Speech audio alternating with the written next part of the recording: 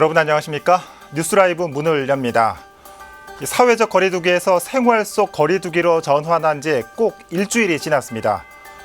거리에서 그리고 대중교통에서 만나는 사람들은 대부분 마스크를 쓰고 있지만 실내 다중이용시설은 어떨까요? 저희 취재진이 곳곳을 살펴보니까 강제성 없는 실내 시설에서는 여전히 마스크를 착용하지 않는 시민들이 많았습니다. 오늘 뉴스라이브에서 서울 곳곳의 다중이용시설 점검해 보겠습니다.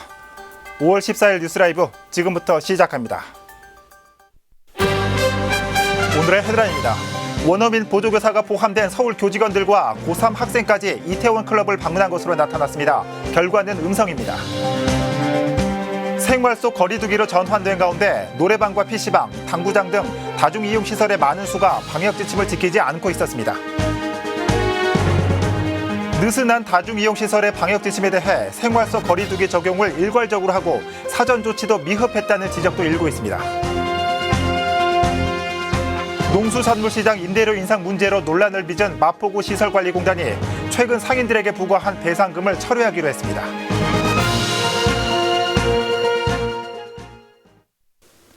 홍대 주점에서 확진자가 계속해서 발생하고 있습니다. 이 가운데 한 명은 중구에 위치한 콜센터 직원으로 밝혀졌습니다.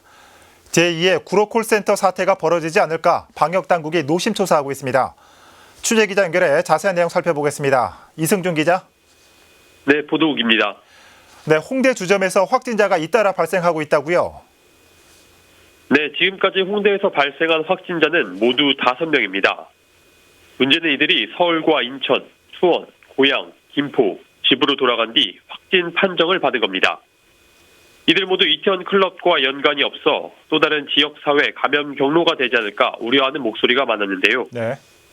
실제 이 중 한 명은 중구에 위치한 콜센터 직원으로 알려져 자칫 제2의 구로 콜센터 사태로 이어질 수 있어 방역당국이 긴장하고 있습니다. 해당 콜센터에 근무하는 직원은 약 180여 명으로 파악됐는데요. 예. 현재 사업장을 모두 폐쇄하고 방역 조치를 한 것으로 알려졌습니다. 그렇군요. 자, 오늘 코로나19 확진자 현황 살펴볼까요? 네, 질병관리본부는 14일 0시 기준 전국 누적 확진자 수는 전날보다 29명 늘어 1,991명으로 집계됐다고 밝혔습니다. 예. 지역 감염이 26명, 해외 유입이 3명입니다. 사망자는 1명 늘어 모두 260여 명입니다. 서울 확진자는 어제보다 3명 늘어 모두 711명입니다. 지금까지 보도국에서 전해드렸습니다. 네, 이승준 기자 수고했습니다. 코로나19 발생 상황 살펴봤습니다. 한편 이태원 클럽발 감염 확진자가 연일 확산하고 있는 가운데 서울 일선 학교 교직원들도 이태원 유흥시설을 방문한 것으로 나타났습니다. 원어민 보조교사를 포함해 모두 14명이고 심지어는 고3 학생도 이태원 클럽을 방문했습니다. 자세한 내용 전해드립니다. 서울시 교육청이 13일 밝힌 자료에 따르면 지난달 29일부터 이달 6일까지 이태원 소재 클럽 등 유흥시설을 방문한 교사 및 교직원은 모두 14명. 이 가운데 원어민 보조교사 6명도 포함됐습니다. 유흥시설 외 이태원 일대 확진자 방문 지역까지 범위를 확대하면 전체 144명으로 늘어납니다. 서울시 교육청은 교육청과 직속기관 직원, 그리고 유치원을 포함한 교직원 전체에 대해 12일까지 이태원 방문 여부를 조사했습니다. 자진 신고한 이들에 대해서는 선별진료소를 방문해 검사를 진행하도록 했고 유흥시설을 방문한 14명은 모두 음성으로 나타났습니다. 서울시 교육청은 방문 자체로 인한 불이익은 없지만 미신고 후 감염이 확인되면 엄중 문책한다는 방침입니다. 또한 증상이 있는 경우 자율격리하도록 조치했고 학교 시설 소독도 진행할 예정입니다. 이와 함께 서울 관내 고3 학생도 지난 연휴 기간 동안 이태원 클럽을 다녀온 것으로 조사됐습니다. 다행히 검사 결과 음성으로 나타났지만 이 학생은 연휴가 끝난 4일과 8일 두 차례에 걸쳐 실기수업차 학교를 방문한 것으로 나타났고 교육청은 서울 모든 고등학교 전수조사를 진행하기로 했습니다. 한편 이태원 클럽 외에도 홍대 주점에서도 새로운 확진자가 추가됐습니다. 특히 홍대 확진자는 이태원 클럽 확진자와 시간과 동선이 겹치지 않아 이미 지역사회에 무증상 확진자가 존재하고 있는 가능성에도 무게가 실리고 있습니다. 딜라이브 서울 경기 케이블 TV 박용입니다.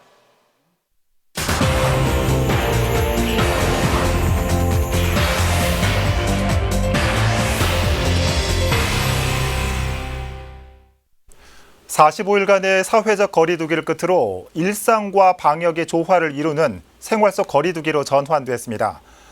하지만 이태원 클럽발 집단 감염이 발생하면서 또다시 우려가 확산되고 있습니다. 실제로 이태원 확진자에게 감염된 사람이 한 노래방에 갔는데 그곳에서 3차 감염 의심 사례도 나왔습니다. 그렇다면 현재 PC방과 노래방 등 다중이용시설은 안전할까요? 방역 지침이 잘 지켜지고 있는지 먼저 태윤영 기자가 점검해봤습니다. 서울 대학가의 한 PC방. 컴퓨터를 켜면 나오는 첫 화면에 이름과 연락처 등 이용자 명단 조사를 위한 입력 창이 나옵니다. 하지만 직원과 대면하지 않고 작성하다 보니 허위로 작성해도 확인할 방법이 없습니다. 또 이용자 대부분은 마스크를 벗은 채 게임을 즐기고 있고 한 칸씩 간격을 둬야 하지만 붙어 앉은 경우도 적지 않습니다. 입장 시 거쳐야 하는 발열 체크는 생략됐습니다. 인근의 다른 PC방도 상황은 비슷합니다. 이건 안 해도 돼요? 네네. 발열 체크 안 해도 돼요? 하시겠습니까? 혹시 발열 체크나 이런 건 안 해도 돼요? 아니, 따로. 또 다른 대학가의 한 코인 노래방을 찾았습니다. 이용자들이 비좁은 방에 모여 노래를 부릅니다. 이곳 역시 발열 체크는 생략된 채 이용자 명단만 작성합니다. 그것도 대표 한 사람만 적으면 됩니다. 여기는 없어가지고 양식으로 제가 만든 건데 세 분이신가요? 네. 세 분이면 한 분만 작성해주세요. 사람들이 밀집한 인근 오락실에선 이용자들이 턱 밑까지 마스크를 내리기도 하고 마스크 없이 밀접해 사격을 즐기기도 합니다. 이곳의 경우 명단 작성은 물론 발열 측정 없이도 입장이 가능합니다. 발열 체크는 따로 명부 쓰는 것도 비교적 접촉이 잦고 땀 흘리는 경우가 많은 실내 체육시설의 상황은 어떨까요? 이것들 역시 다른 곳과 사정은 비슷했습니다. 함께 마주보며 즐기는 당구. 마스크는 벗고 중간중간 대화도 이어갑니다. 발열 측정 없이 오가는 손님들. 방문대장은 찾아볼 수 없습니다. 탁구장도 마찬가지입니다. 정부가 모든 실내 체육시설을 대상으로 발열 측정과 마스크 착용 등 방역 세부 지침을 만들어 놨지만 현장에선 무용지물이었습니다. 여기는 운동적이는 괜찮은 것 같아서 하고 있어요. 문제는 또 있습니다. 직원이 상주하고 있지 않은 무인 다중이용시설의 경우 방역 사각지대로 사실상 방치되어 있습니다. 누가 썼는지 모르는 마스크가 소파 위에 버려져 있습니다. 일회용 마이크 덮개도 마찬가지입니다. 현금을 이용해야 하는 데다 방문대장도 작성하지 않아 역학조사 시 확진자의 이용 시간을 특정하는 데 어려울 수 있습니다. 사람이 몰리는 무인 오락실도 상황은 비슷합니다. 손소독제조차 없는 곳도 있습니다. 게임 시설 많고 막 그런 데는 공공장소 다 많이 가잖아요. 그러다 보니까 없으니까 불안하긴 하죠, 이런 데는. 이태원 클럽발 집단 감염 사례가 다중 이용 시설로 번지고 있는 가운데 느슨한 방역 체계가 지역 곳곳에서 발견되고 있습니다. 딜라이브 서울 경기 케이블 TV 태윤영입니다. 네, 앞서 보신 것처럼 많은 다중이용시설에서 방역 지침을 지키지 않는 모습을 찾아볼 수 있었습니다. 하지만 이를 확인하고 바로잡을 실태 점검 또한 제대로 이루어지지 않고 있는 게 현실입니다. 결국 상황이 이렇다 보니 생활 속 거리두기의 사전 준비가 굉장히 미흡했다는 비판의 목소리도 나오고 있습니다. 계속해서 이승준 기자의 보도입니다. 생활 속 거리두기로 전환된 뒤 방역 지침을 잘 지키고 있는지 확인하는 실태 점검 또한 느슨해졌습니다. 사회적 거리두기 당시엔 서울시와 자치구 합동으로 주기적인 점검을 진행했지만 현재는 각 자치구 소관으로 넘어가면서 상시적으로 바뀌어 다소 느슨해진 상태입니다.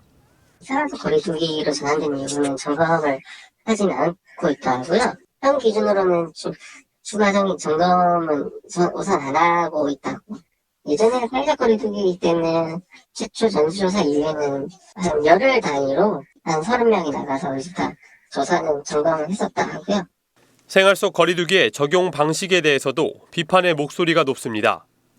각각의 다중이용시설 성격에 따라 전염 위험도가 다른 것을 고려하지 않고 모든 장소에 대해 생활 속 거리두기를 적용시킨 것은 위험한 선택이라는 겁니다. 여러 가지 분야별로 디테일하게 수칙은 내놨지만 상황과 장소와 그런 거에 따라서 위험도를 분류해서 단계적으로 접근을 안 했죠. 이 유흥시설은 가장 늦게 푼다든지 가장 후순위에 놨어야 되는데 스텝 바이 스텝 제가 여러 차례 이제 단계적으로 해야 된다. 한꺼번에 풀면 이거 위험하다. 사전 조치 또한 미흡하다는 주장도 있습니다. 황금 연휴가 있기 전부터 생활 속 거리두기를 시행하겠다는 신호를 미리 알린 것이 이번 이태원 클럽발 집단 감염의 원인 중 하나라는 겁니다. 결국 코로나19 2차 확산의 우려가 커지고 있는 가운데 정부는 생활 속 거리두기가 실패하면 언제든 사회적 거리두기를 다시 강화하겠다고 밝혔습니다.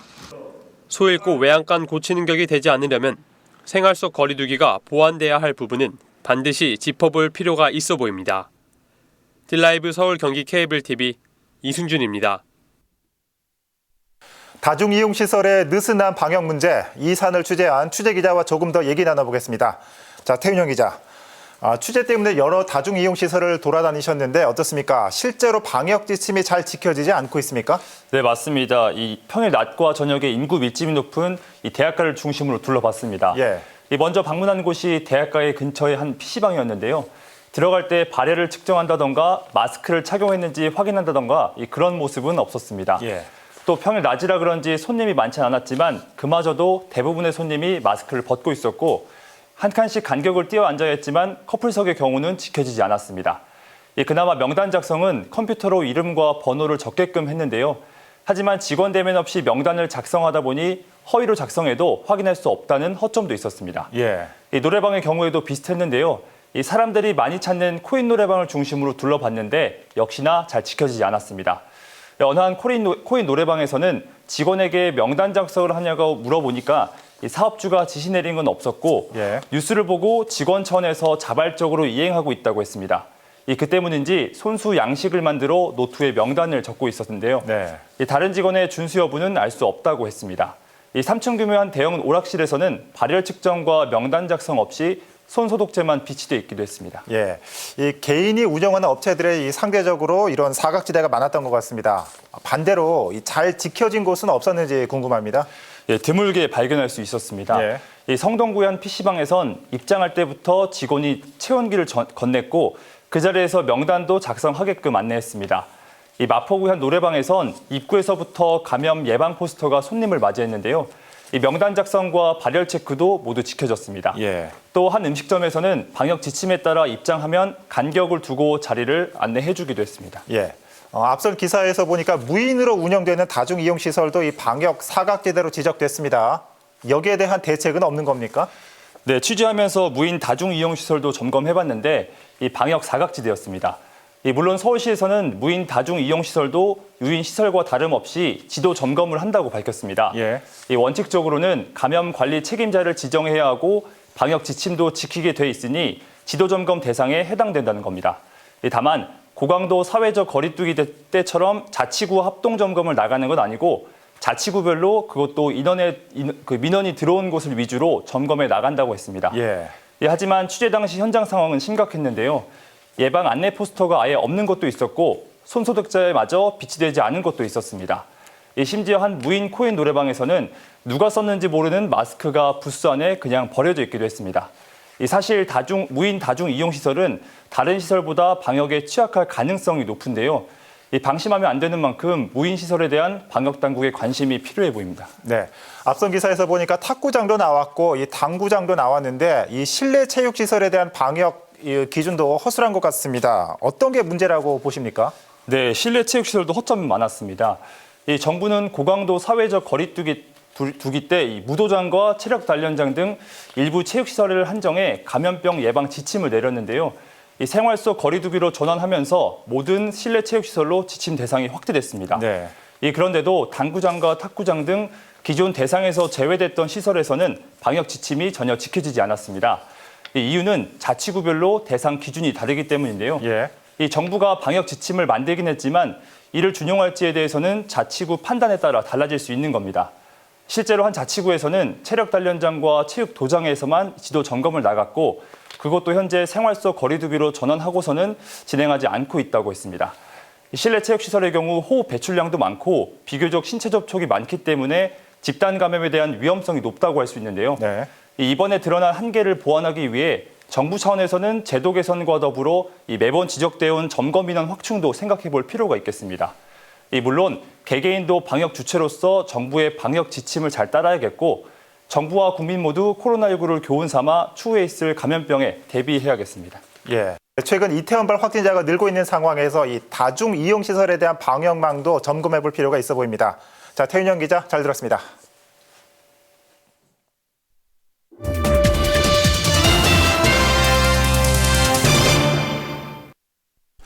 다음 소식입니다.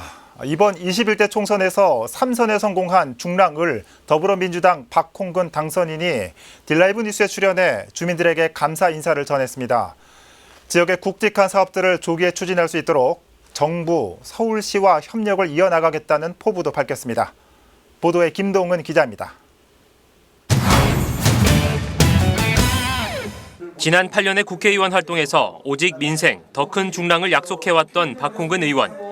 3선 달성은 이러한 의정 활동에 대한 주민들의 과분한 평가라며 감사 인사를 전했습니다. 우리 문재인 정부와 더불어민주당에 대한 그런 기대와 또 평가가 함께 곁들인 선거 결과가 아니었나 싶습니다. 향후에도 이런 국난 극복을 위해서 그리고 민생 우선의 정치를 위해서 일로 매진하겠습니다. 이번 총선에서 내걸었던 경제와 교통, 문화와 교육과 관련된 4대 비전의 실현을 위해서 모든 역량을 쏟겠다고 강조했습니다. SH공사 이전과 망우복합역사 건립 등 지역의 굵직한 사업의 조속한 추진을 위해 관계기관과 논의를 이어가고 있고 대통령과 서울시장, 구청장과 원팀을 이룬 만큼 차질 없는 사업 진행을 약속했습니다. 망우복합역사라든가 신내 차량기지를 남양주로 이전시키고 거기에 첨단 산업 단지를 만드는 문제라든가 또 우리 세계 통해서 진행되고 있는 도시재생 사업들의 성과와 속도를 내는 문제라든가 이런 것을 좀 꼼꼼하게 챙겨 나갈 거고요. 한편 총선 이후 유력한 당내 원내대표 후보로 물망에 올랐던 박 의원은 이번엔 자신의 기회가 아니었음을 밝혔습니다.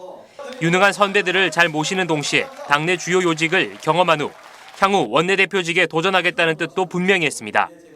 다른 이제 국회직을 먼저 또는 당직을 맡아서 일을 해보고 그리고 향후에 우리 의원들의 그런 총의를 받들어서 나중에 원내대표 도전의 뜻은 확고히 갖고 있습니다. 한편 현재 민주당 을지로 위원장을 맡고 있는 박 의원은 21대 국회에선 산자중기위를 맡아 중소기업과 자영업자에 힘을 보태고 싶다고 밝혔습니다. 딜라이브 서울경기 케이블TV 김동훈입니다. 농수산물시장 임대료 인상 문제로 시끄러웠던 마포구 시설관리공단. 임대료 인상을 10개월 미루면서 갈등이 마무리되나 싶었는데 다시 공단이 상인들에게 1.3배에 달하는 배상금을 부과하면서 논란이 됐습니다. 공단과 상인 간의 법적 공방이 예고됐는데 최근 공단이 배상금 철회 방침을 정했습니다. 천서연 기자입니다. 마포구 시설관리공단이 상인들에게 부과했던 배상금에 대해 철회 방침을 정한 것으로 알려졌습니다. 지난 12일 진행된 공단 내부 회의에서 철회 결론이 난 겁니다. 이 같은 결론의 배경은 법리 해석 때문이었습니다. 상인들이 시장 상가를 불법으로 점유했는지 아닌지가 쟁점이었는데 구의회 차원에서 진행된 법률 해석과 공단 자체적으로 진행한 법률 자문 결과 불법 점유가 아니라는 답변이 온 겁니다. 상가 임대차 보호법상 보증금을 돌려주지 않았기 때문에 계약이 유지되고 있는 것으로 간주했고 결국 불법 점유가 아니라는 결론입니다. 상가 임대차법을 봤더니 그 법에는 보면 명확하게 이제 명시가 되어 있더라고요.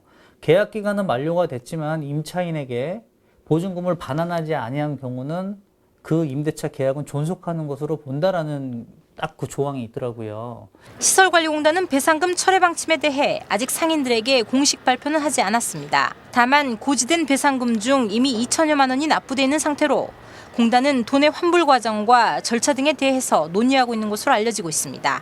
한편 공단은 지난 3월 임대차 계약 없이 상인들이 상가를 무단으로 점유했다며 1년치 임대료 인상액과 맞먹는 총 8천여만 원의 배상금을 상인들에게 부과한 바 있습니다.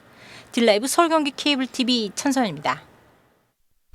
그동안 서대문구는 소상공인들에게 저금리로 대출을 지원해왔습니다. 코로나19 확산으로 이들의 어려움이 커지자 한시적으로 이자를 면제해주기로 결정했습니다. 이혜진 기자입니다. 그동안 서대문구는 중소기업 육성기금을 마련해 관내 중소기업과 소상공인들에게 대출을 지원해왔습니다. 대출 금리는 연 1.8%, 이 중 1%는 서대문구의 이자 수입으로 귀속되고 0.8%는 은행 수수료로 지급됩니다. 저금리 대출인 만큼 관내 소상공인들의 이용률도 높은 상황. 실제로 지난 4월 기준으로 134개 업체가 대출을 받았고 대출금은 49억 8천만 원 규모입니다. 그러나 코로나19 여파로 경기 침체가 장기화되면서 대출 이자도 부담스러운 상황. 이에 서대문구 의회 이경선 의원은 코로나19 피해 대책 중 하나로 대출 이자 지원을 추진해왔습니다. 말이 여기 이제 중소기업 육성 기금이지만 실질적으로 그분들을 보면은 딱 소상공인이에요. 그리고 대출 금액도 높지가 않아요. 말 그대로 소상공인 영세업자이기 때문에 많은 기간은 아니지만 그래도 우리가 6개월 정도는 한시적으로 혜택을 좀 드리자 이런 취지였고.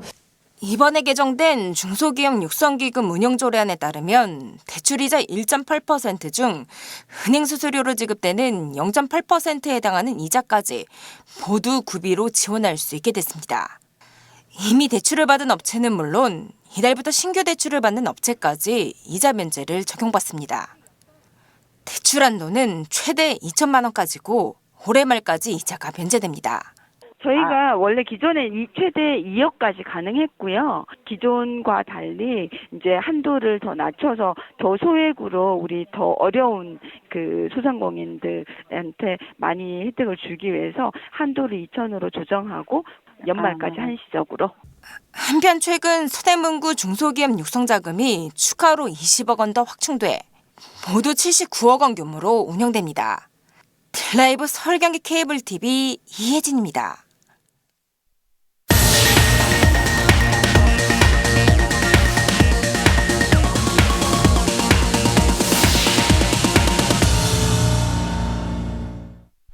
코로나 때문에 자녀들 등교 개학시키기 두려운 부모님들 많으시죠? 서울시교육청이 초등학생에 한해 올해만 한시적으로 최장 34일까지 가정학습을 허용한다고 어제 밝혔습니다.